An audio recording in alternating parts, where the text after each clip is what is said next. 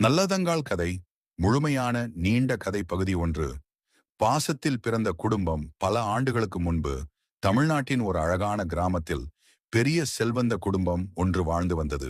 அந்த குடும்பத்தில் பிறந்தவர்கள் அண்ணன் நல்லண்ணன், தங்கை நல்லதங்காள். சிறு வயதிலிருந்தே இருவருக்கும் அளவற்ற பாசம். நல்லண்ணன் தன் தங்கையை உயிராக நேசித்தான். தங்கச்சி, உனக்கு என்ன வேண்டுமோ என்னிடம் கேள், உனக்கு நான் இருக்கிறேன் என்று சிறு வயதிலேயே சொல்லுவான்.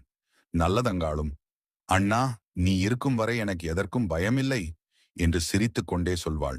காலம் சென்றது. நல்லதங்காள் திருமண வயதை அடைந்தாள். அவளுக்கு நல்ல குணம் கொண்ட கணவன் கிடைத்தான். திருமணம் முடிந்து அவள் கணவனின் வீட்டிற்குச் சென்றாள். புறப்படும் நேரத்தில் நல்லண்ணன் கண்ணீர் மல்க, தங்கச்சி, நீ எங்கே இருந்தாலும் சந்தோஷமாக இருக்க வேண்டும். உனக்கு எப்போதாவது கஷ்டம் வந்தால் தயங்காமல் என்னிடம் வா என்றான்.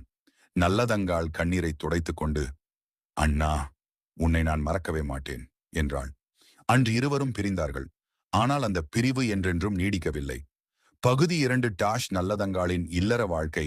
நல்லதங்காள் கணவனுடன் அன்பாக வாழ்ந்து வந்தாள். அவர்களுக்கு குழந்தைகள் பிறந்தனர்.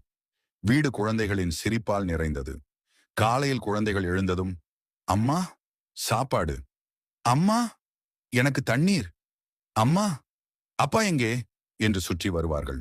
நல்லதங்காள் சிரித்துக்கொண்டே எல்லாவற்றையும் கவனித்துக் கொள்வாள். அவளுடைய கணவனும் குடும்பத்தை அன்போடு நடத்தினான். ஆனால் வாழ்க்கையில் எப்போதும் வசந்தம் மட்டும் இருக்காது. ஒரு வருடம் மழை சரியாக பெய்யவில்லை. வயல்கள் வறண்டு போயின. கிணறுகளில் தண்ணீர் குறைந்தது. விவசாயம் நின்றது. குடும்பத்தின் வருமானமும் குறைந்தது. முதலில் சிறிய கஷ்டமாக இருந்தது. பின்னர் அது நாளுக்கு நாள் பெரிதாகிக் கொண்டே சென்றது. வீட்டில் இருந்த அரிசி குறைந்தது. பருப்பு குறைந்தது. குழந்தைகளுக்கு கூட வயிறு நிறைய உணவு கொடுக்க முடியாத நிலை வந்தது. ஒரு நாள் குழந்தைகள் பசியால் அழுது கொண்டிருந்தனர். நல்லதங்காள் அவர்களை அணைத்துக் கொண்டு, அழாதீங்க கண்ணுகளா, நாளைக்கு நல்ல சாப்பாடு செய்து தருகிறேன் என்று ஆறுதல் கூறினாள்.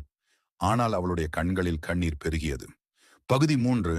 அண்ணனை நினைத்த தங்கை ஓர் இரவு நல்லதங்காள் வீட்டின் வாசலில் தனியாக அமர்ந்திருந்தாள்.